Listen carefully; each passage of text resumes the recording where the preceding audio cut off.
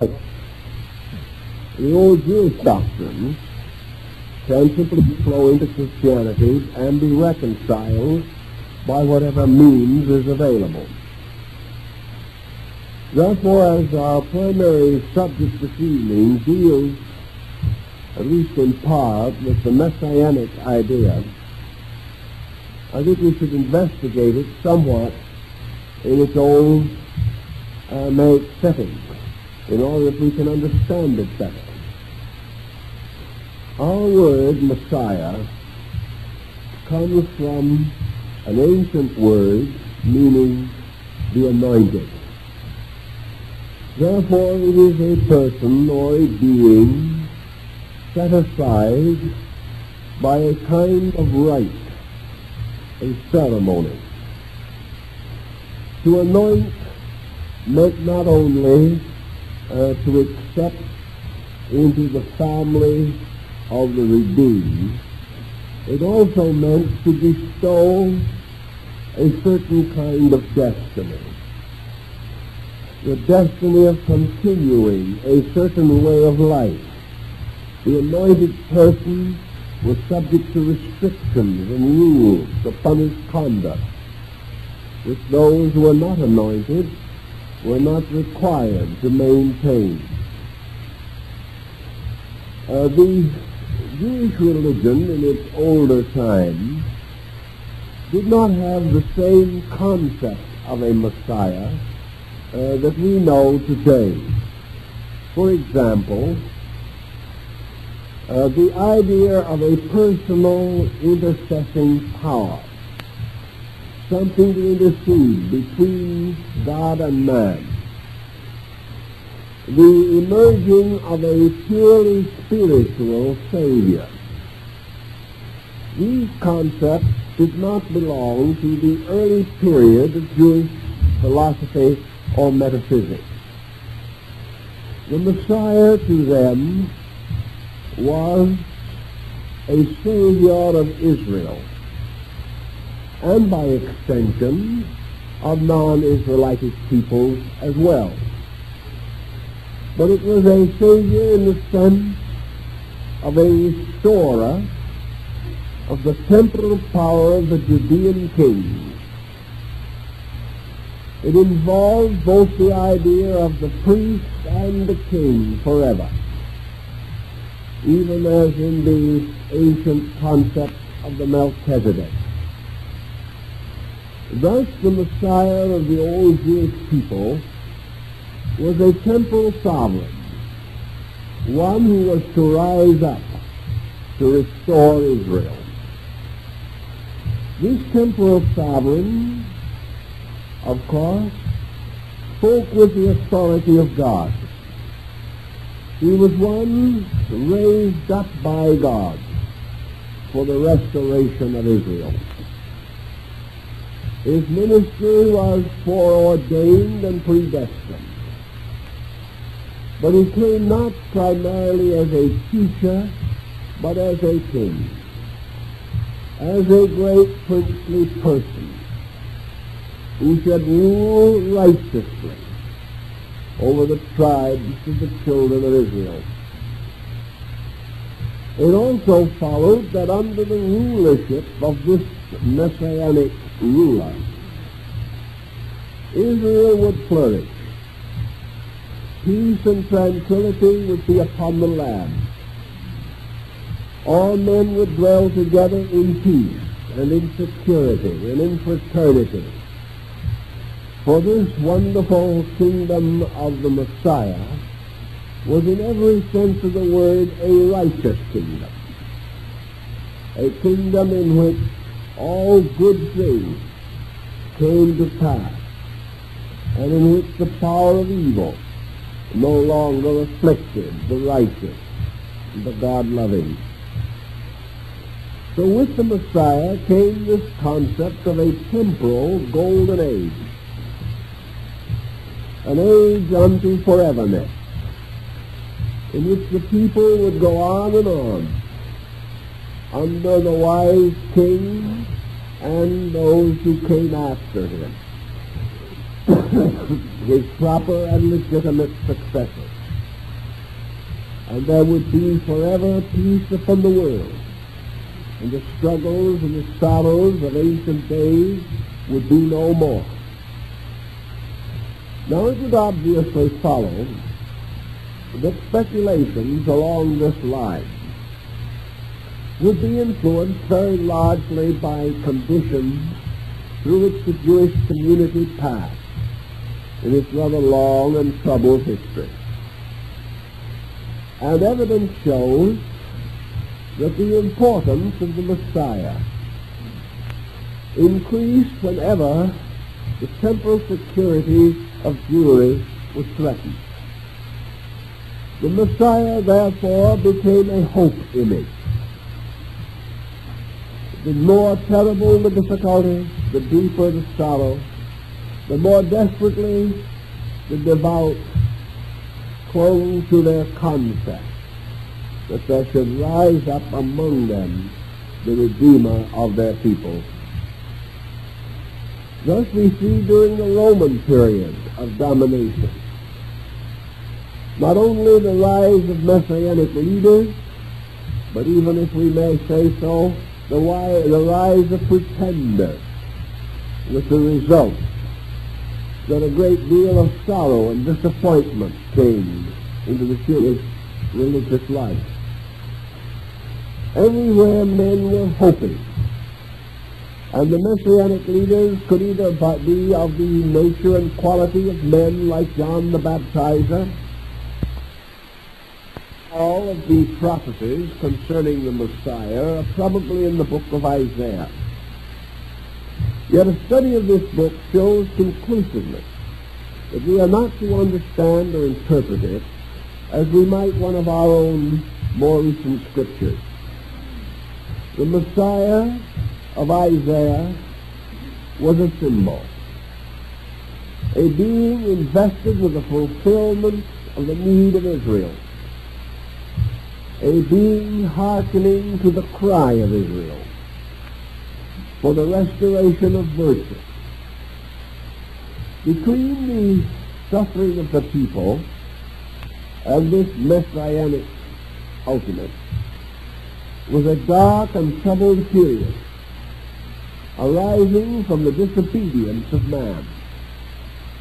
The human being, having fallen away from truth and of virtue, having descended into the corruption of life, was therefore deprived of the blessing of the advent of the Messiah King. Two schools of thought arose upon this subject. One was that man himself must mend his own ways, must return to the simple paths of virtue and integrity. And when man lived the life as revealed and given in the Torah, then the Messiah King would come to reward man for the virtues that he had learned to practice from his own need and understanding. The second school was that the Messiah would usher in this better time. The corruption would not end until the Messiah did come. That the hour of this coming no man knoweth, for the mystery rested forever in the divine will. Thus we see two different aspects of one problem.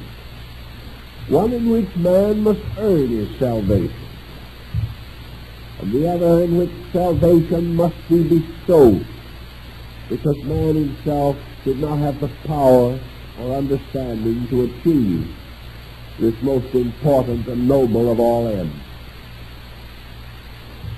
As time went on, Jewish mysticism began to mingle its streams with Islamic metaphysics and the rising theology of medieval Europe. We see the Kabbalistic position emerging more and more strongly, which again is a highly mystical or metaphysical tradition. And I think the modern Jew of today more or less favors this metaphysical or mystical approach, which is not in substance so very different from that of the modern Christian. The tendency now is to regard the Messiah no longer as a temporal king, no longer a ruler over Judea, although the Zionist movement did emphasize this at one time. And there are still Jewish people who firmly believe that the rebuilding of the temple at Jerusalem is an epical marker in the development of Jewish history, that after the restoration of the temple, the possibility looms large of the restoration of the Judean kings. Our way of life, however, more or less changes this perspective. There does not seem to be so much of the old glamour in the idea that the state of Israel may become a full, functioning, and permanent member of a family of democratic states. The concept of democracy does not lend itself to the legendary and lore of the old House of David. So by degrees, these older interpretations are fading out. And the concept today is, for the Jew as for the Gentile, the hope of the rise of a spiritual leader who will restore the integrities and values of man and will lead all men of good hope, good understanding, and good character out of the desert of uncertainty into the promised land of integrity, serenity, peace, and justice. Thus, by a rather circuitous route, the old ideas have descended to us. And of course, for the majority of believers, the metaphysical aspects of the problem are merely sketchily considered. There is not much emphasis upon them because they seem to lead into strange byways which are not productive of immediate good. Yet these metaphysical phases have their own natural importance, not only in religion, but in philosophy and in the modern science of psychology. So we want to pause for a little while and examine some of the neglected areas of thinking relating to this very interesting and truly remarkable subject. Among the Jewish people, the highest of all the hierarchs of spiritual beings was the most magnificent angel called Metatron. Metatron was called by some the angel of the faith, others the angel of the present. Still others regarded Metatron as the herald of the Eternal One.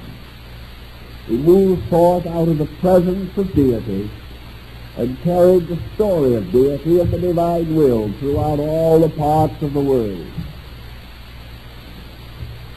The origin of the angelic being, Metatron, is not very clearly set forth.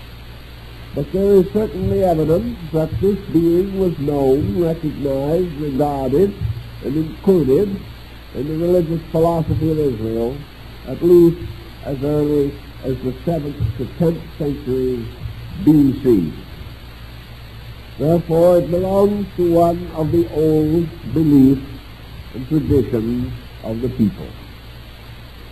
Now, there is also a belief current among these older mystics that the origin of the story of Metatron came from the mystery of Enoch, the mysterious one, the prophet of old, the teacher who was permitted to walk with God.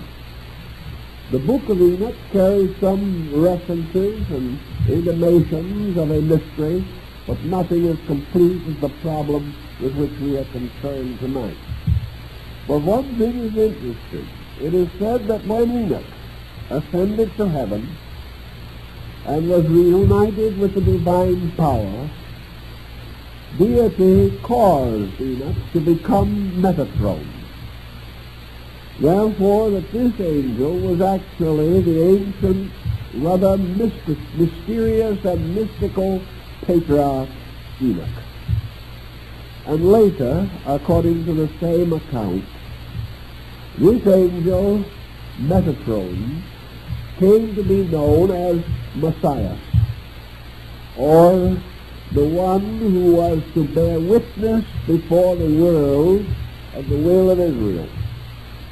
And in the same ancient Kabbalahs and commentaries, it is stated that the soul of Enoch entered into the soul of Jesus, and that therefore Enoch, Messiah, Jesus, Metatron, all of these elements are tied together in one or other phase of the messianic report. It is quite probable that the early writers and commentators on the New Testament were aware of some of these parallels and involvements. It may also quite have been that some beliefs or traditions relating to this were particularly current or held unusual interest at the time of the birth of Jesus, inasmuch as he was born in one of these critical periods in which the messianic concept was pushed forward very heavily by the Jewish people in their great temporal calamity. All of these points cause us then to attempt to go still deeper to see if we can what the basic underlying philosophy bearing upon this problem might well be. We know that this philosophy will have to be drawn from more than one source, even as old Jewish philosophy was drawn from more than one stream of cultural descent. One of our most helpful contributing sources will be Egypt, where a great deal of the wisdom of the old Jewish people seems to have originated, especially as we are told definitely that Moses was most learned in the wisdom of the Egyptians. Last week we took up the phase of attempting to understand the rise of an anthropomorphic universe, a universe in which two principles or powers held certain sway over the state of existence. The positive and aggressive principle being in this case the power of deity, and the so-called passive principle being the power of law. Deity operating through and with law, bringing forth creation. So that throughout all structure, creation was a lawfulness. We observe in the old Jewish writings a considerable lack of what we might term emotional warmth. The old scriptural writings are very much the idea of the law and its inevitable pressures and meanings. The law is summed up in the Decalogue, or the Ten Commandments. It is also summed up in the powerful concept of an eye for an eye and a tooth for a tooth. And down through the involved structure of both the Babylonian and Jerusalem Talmuds, we find Jewish jurisprudence and the legislative phase of Jewish religious philosophy. And in these brackets, we observe the sternness, the heavy burden of principles dwelt upon, intensified by study, so that everything becomes a series of precedents about principles or convictions or revelations. And the learned body of the Sanhedrin, sitting in meditation upon the Torah, upon the law, listening to the elders upon the interpretation of the law. This process determined the moral life of Israel. Now it is rather obvious that a people growing up through a series of emotional catastrophes would have certain needs of consciousness which could not be fully expressed in the concept of the eye for an eye and the tooth for a tooth. That there had to be something greater, something by means of which man was bound with a strong tie of friendship to the divine powers that administered his destiny. In the speculations about these things, the being Metatron seems to come forth with a strange and wonderful dignity. We might also mention this other factor that was involved in this, and that was the relationship of the Archangel Michael to the entire mystery of Jewish religious philosophy. Some of the medieval Kabbalists were of the opinion that Michael was a kind of secret god of Israel, that while the populace and the people worshipped at the great altar of the geobestic concept, the learned, the deep, the mystical, the enlightened recognized the Archangel Michael as the psychopompus, the Lord of souls, the most powerful and mysterious of all the agencies of heaven. Michael and Metatron were sometimes intermingled, and their various attributes confused. But out of the general confusion, there arose a representation of a secondary power arising in the interval between God and law. That God and law simply were not enough. That between these two there had to be an equilibrating force, a balance set up in space. And that the purpose of this balance was essentially to reconcile the manifested attributes of God and law. In essence and substance, God and law were reconciled. But as soon as law began to manifest, deity correspondingly ceased to manifest. The universe became very largely a manifestation of law, not of God. The oceans and the tides and the irregular risings and settings of the sun, these were manifestations of law. And we have a situation in the rise of the early Jewish religion that we also find in India, in China, and even among the Buddhists. Gradually, the primary deity is forced back to an almost unknown estate, almost unrecognized.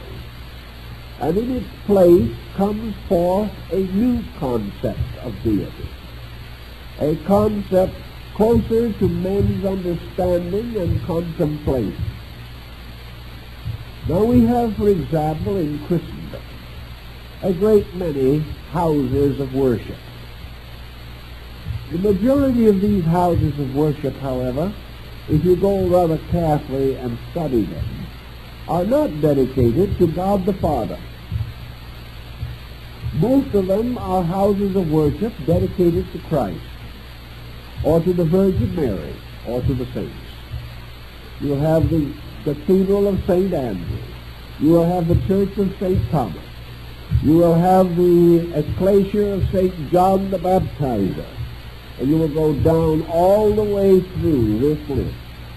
But on very few of the cornerstones or inscription tablets will it say simply, dedicated to God the Father.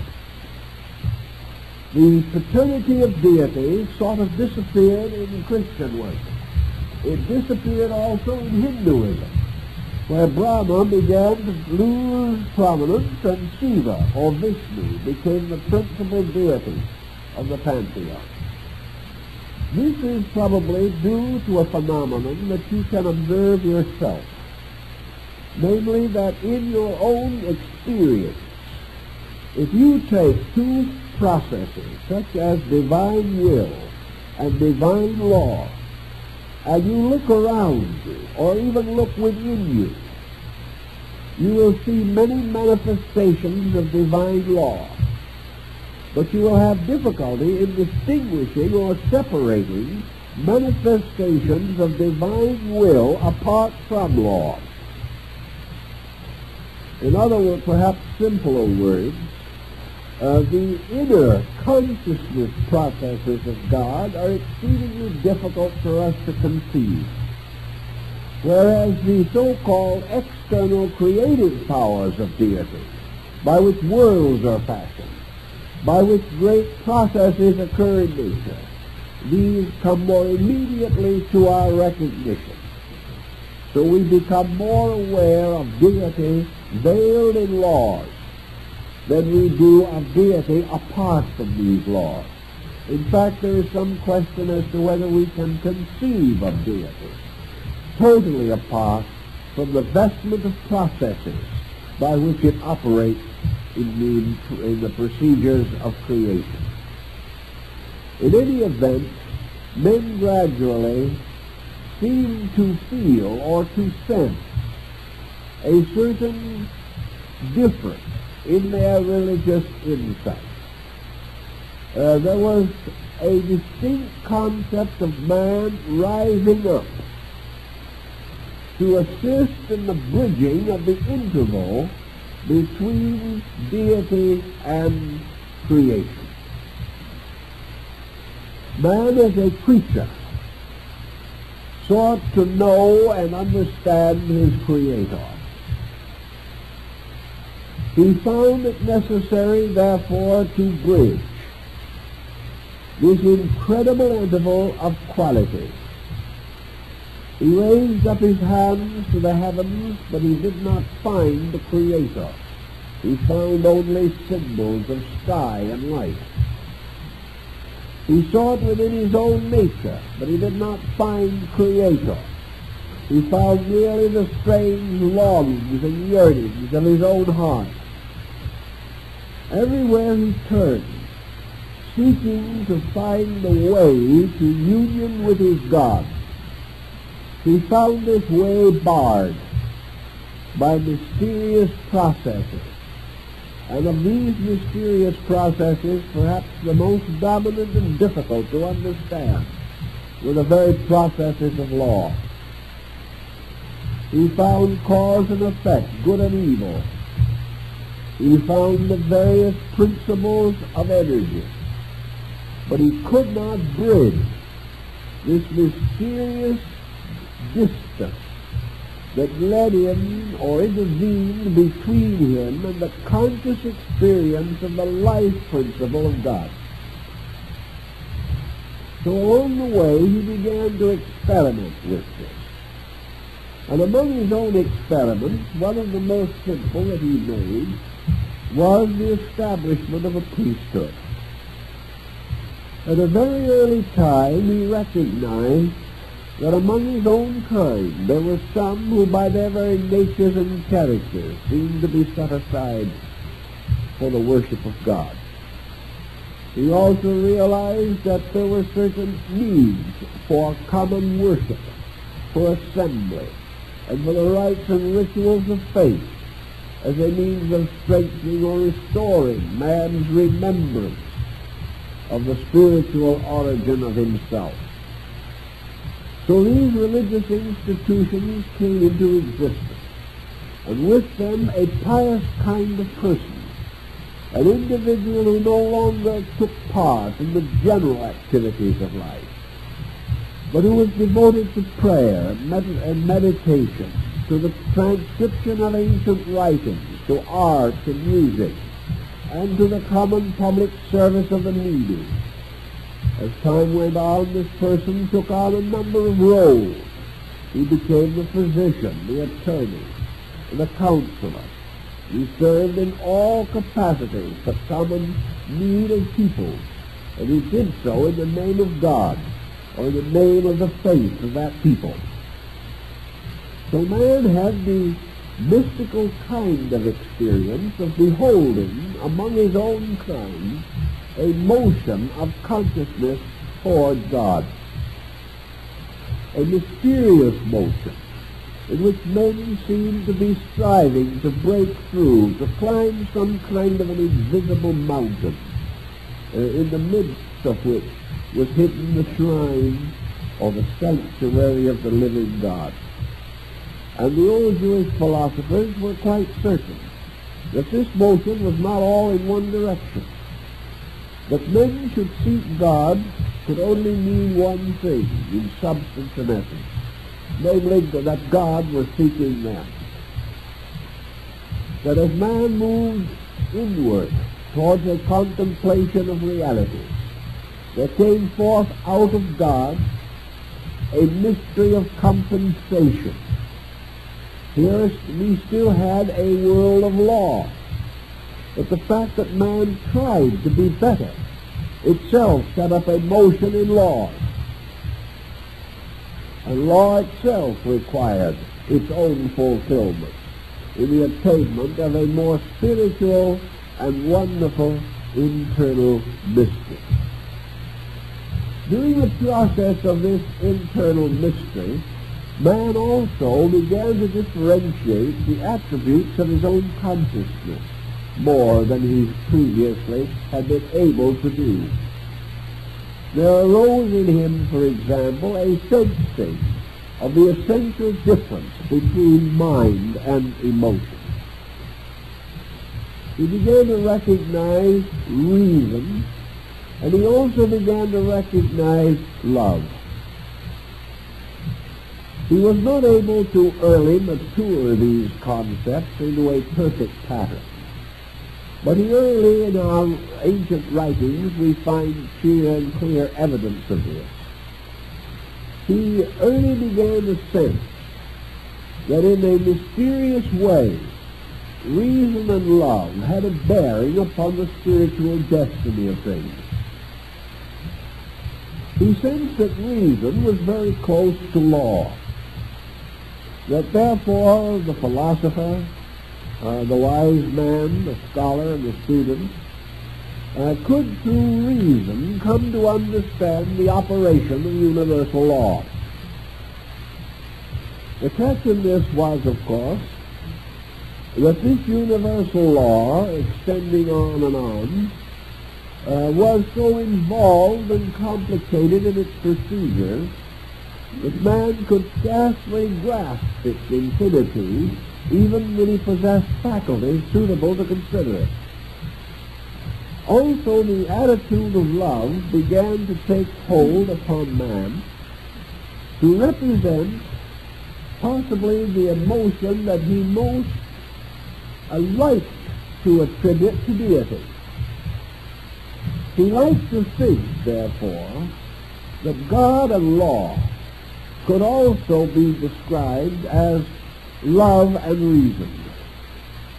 He kind of wanted to go with the Greek, who held that at the beginning love fashioned all things with the aid of law. So out of the sternness and literalness of a very primitive revelation came the gradual recognition that deity was a being possessing rational powers, possessing emotional powers, and possessing also physical attributes. The physical attributes might be energy. The physical attributes might be those activities which are manifested in the processes of creation. But behind these activities are other forces constantly operating, one of which is reason. Things must have their reasonableness. And one is love. or the spontaneous emotional sense of value. The old patriarch in his tent in the desert was somewhere along the line torn between love and duty. He was torn between the law and his own personal emotional regards. We find this clearly stated in the sorrows of David, king of Israel, and of his illustrious son, Solomon. We find in all the stories of the old patriarchs and the ancient prophets this conflict gradually taking shape. The conflict between the heart which wished to forgive and the law which wished to retain its absolute, immutable consistency. And gradually the public mind, which must be the interpreter of faith, came to the realization or came to the acceptance that love was equal to law, and that love had about it something that was lawful. Love was not a violation of law. Love was a fulfillment of law upon a level higher than justice. Also in love were the qualities of true parental emotion, or parental thoughtfulness, or care. And in this relationship we see the gradual civilizing of religions.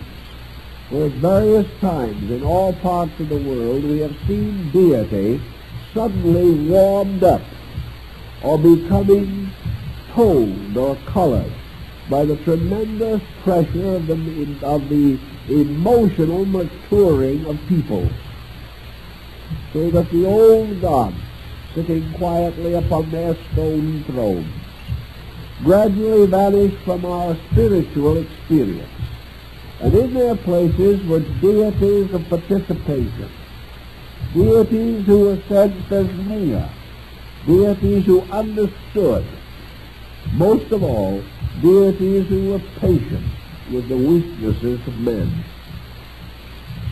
This arises in the contemplation of the old rabbis. And out of this entire procedure undoubtedly came forth the messianic concept. The concept that was created, as one old scholar said, by this one simple problem, or one simple thought. Man observing some vast operation of nature says in his own heart, if I was doing this, I would do it more kindly, more gently. I would not punish men this way. I would realize their frailties and forgive them and give them another chance. And very often we find in religion even today people who have outgrown their faith. Their own personal understanding is bigger than their doctrine. And everywhere along the line of religious life, this has happened. And wherever it has happened, there has gradually come into religion new elements and new factors and new values.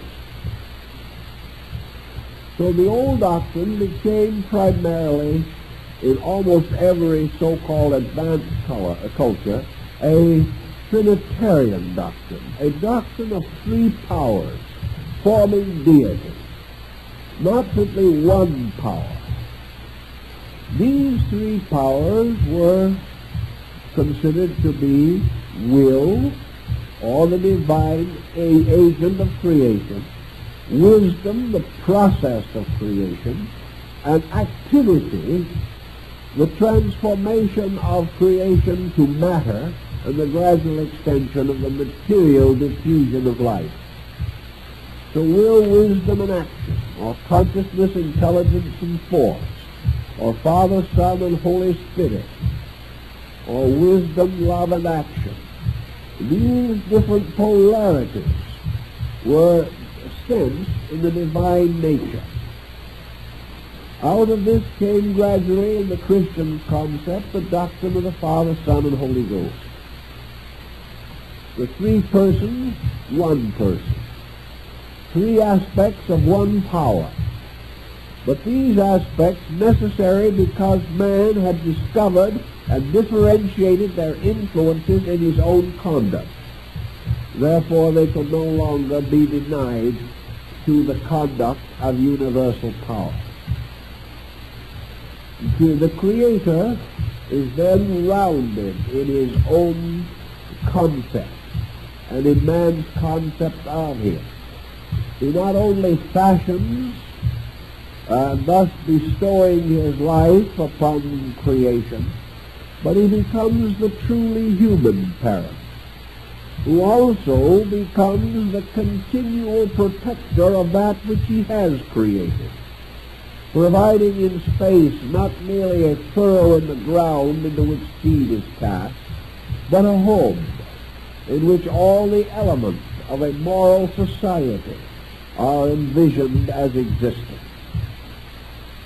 Out of this new relationship, therefore, comes the loving Father, the protecting Father, the Father who forgives, the Father who relents, the Father who is not merely a God of justice but of mercy, a deity in whose nature all the weaknesses and imperfections of man's constitution are experienced or known.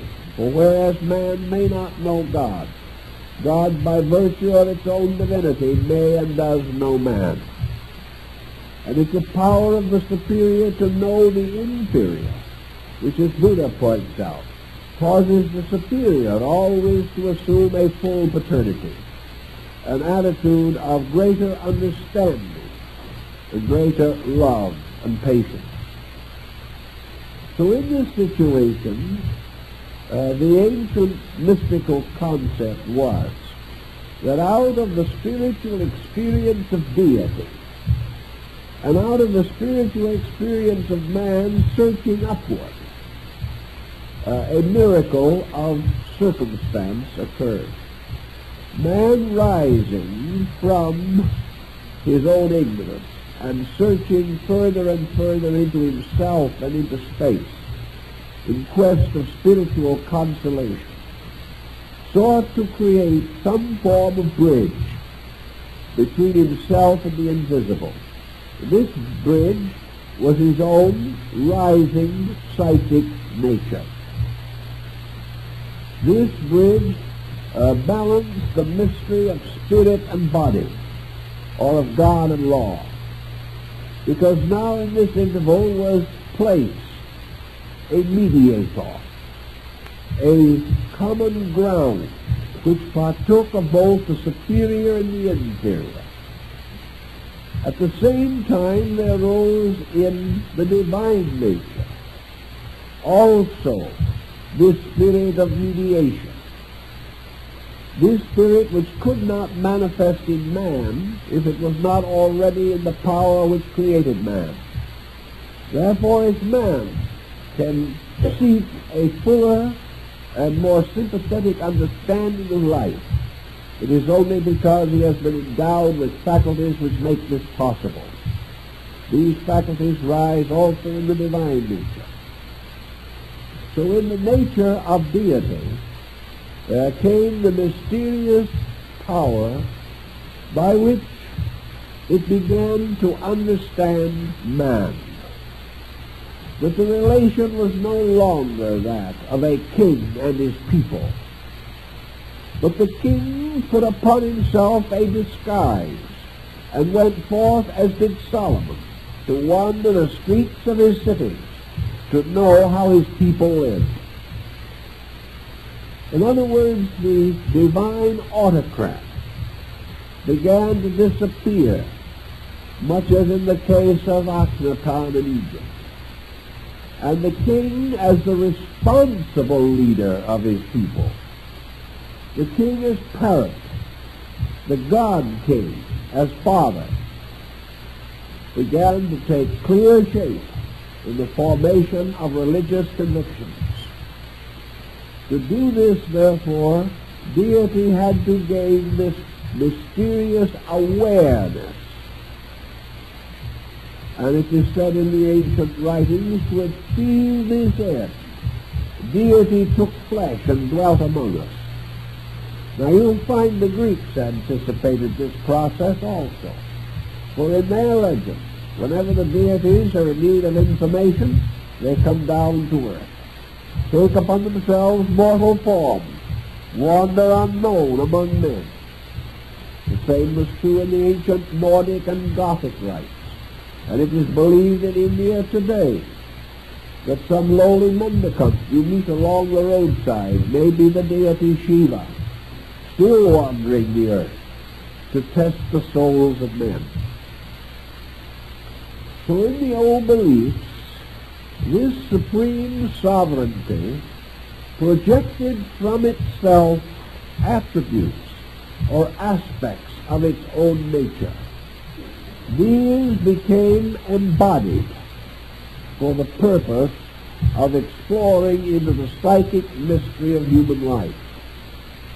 Just as surely as we, under some conditions, may search in a foreign land to find out how other people live, and having discovered the truth, become very much concerned with this discovery and try to solve the problems that beset others. So in the ancient belief, it was held, the deity became more and more mindful of its people, just in the same ratio as the people became more mindful of deity. And out of this mutual mindfulness, there was built the world soul, which was the mindfulness of God, and the human soul, which was the mindfulness of man after God. Now this point is rather intriguing, because it would indicate that the structure of the soul might be subject to further analysis. The soul actually represents, therefore, a reaching out towards something necessary. It is a reaching out to experience something, and the very substance of soul is therefore its experience capacity. The soul of deity, the universal soul, is reaching downward into the mystery of the abyss, of that which is unknown. The human soul is reaching upward into the mystery of space, and that which is not known. All material things seem to be reaching out toward the mystery of eternity. All spiritual things seem to be converging upon man himself, as though there would sometime be a strange and wonderful mingling of these two vast motions of life existence. There is no doubt in the world that gradually the personification of the mysterious soul process was the basis of the messianic concept.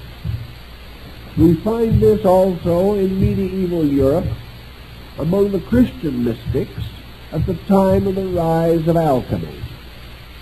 We know that the alchemical researches and speculations, the strange, fantastic accounts of the gold makers, that these were primarily explorations of psychic life, the discovery of the soul power, and in all instances the stone or the mysterious elixir of life, the universal medicine, the agent of transmutation of base metals into gold. This mysterious agent was nearly always symbolized under the likeness of Christ. And it was believed that the life of Christ was the perfect textbook for the regeneration of metals. This psychic mystery, therefore, did tie very definitely into a concept of regeneration, centered upon the existence of a messianic power, or a third balancing factor between the two great opposites. Pythagoras points out this definite point when he insists that the primary numbers arrayed against each other, the 1 and the 2, could only be brought into equilibrium by the 3.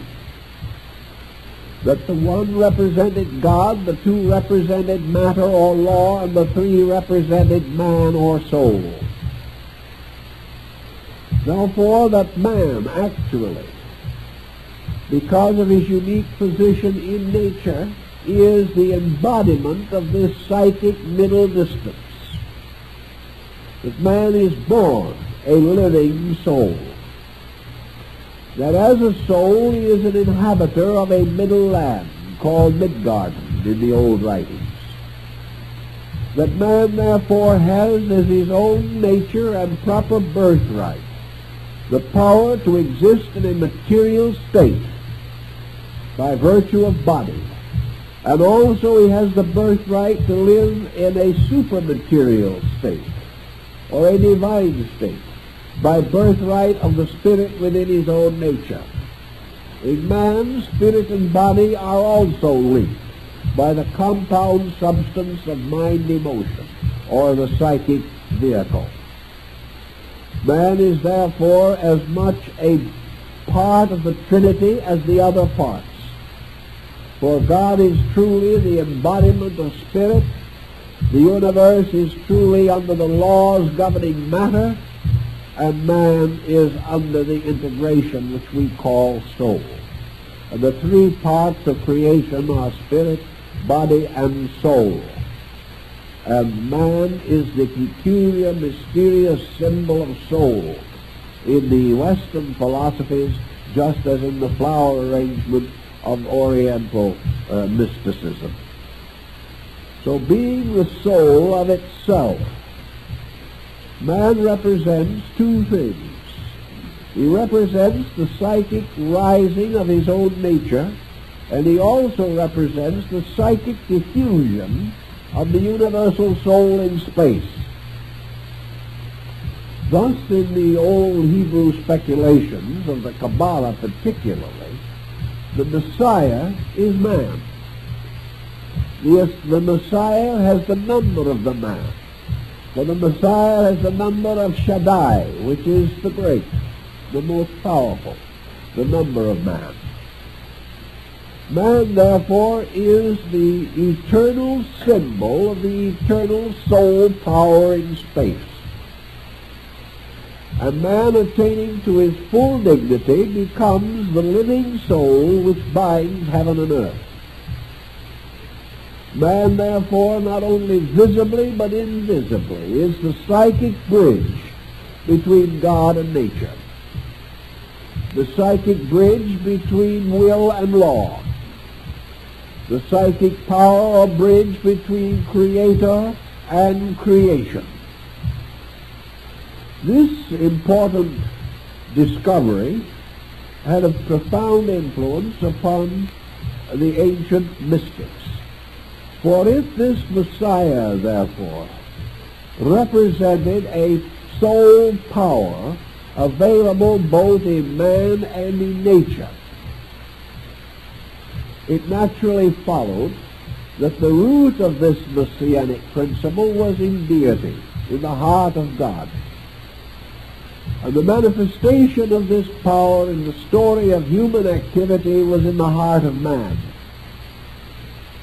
So that which arose in deity as archetype becomes manifested in man as fact or as circumstance moving into conduct. It would then naturally also follow that man passed from an old dispensation to a new dispensation. He passed from the dispensation of will law, or the ancient concept of the Creator and the Creator's retributional power, and passed into a new relationship with existence, in which he becomes, so to say, the firstborn of life and law. Not only is he thus the reasonable and proper child of heaven and earth, as in the Chinese philosophy, but he is the heir to heaven and earth, according to certain of the old Christian mystical traditions. The Messiah, consequently, is both the Son of God and the Son of Man. The Messiah as the Son of God is the deity's psychic integration. The Messiah as the Son of Man is the human being's psychic integration. These are interrelated, but they form, on both levels, the bridge, the link. They form the connection between cause and effect.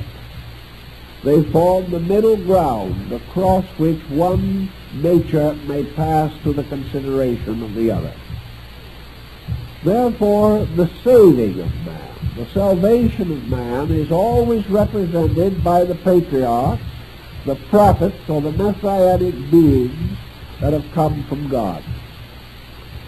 And the power which emerges from deity is its own archetypal psychic entity. This concept of this also shows itself in the idea of the kingdom. From the kingdom of this world, which is the mortal kingdom of the Judean kings, there comes the idea of another kind of kingdom, the kingdom of heaven. There is an invisible world, and in this invisible world there is also the great city of God, as St. Augustine describes it. And over this city of God, the Lamb and the light rule supreme. There is an inner world and an outer world. The outer world is essentially the world of body. The inner world is the world of soul or psychic life. Beyond this is the world of spirit. But it is only over the bridge that we can attain to this other land, which is much like your Pure Land sect in your northern Buddhistic doctrine. And as the Bodhisattvas stand as the embodiments of human beings who have been redeemed and have become in turn the redeemers of other men, so actually the saviors of the world are the sole power of man, which revealed and directed becomes the intermediary between heaven and earth. This sole power is Metatron, the angel of the presence. This is the psychic integration, this powerful so-called prince of the face. For when man gazes upon the face of deity, he sees not the face, but the angel of the face. He sees not the face of God, which is invisible, but the vast psychic face of the moral world, of the world with its real spiritual attributes, visible as qualities, but we cannot pierce the veil into that which is at the root of quality and remains forever invisible to us. Now, the power of the psychic entity over natural law and over the will of God, this situation has also called upon mysticism for a long time. And the old scholars among the Jewish people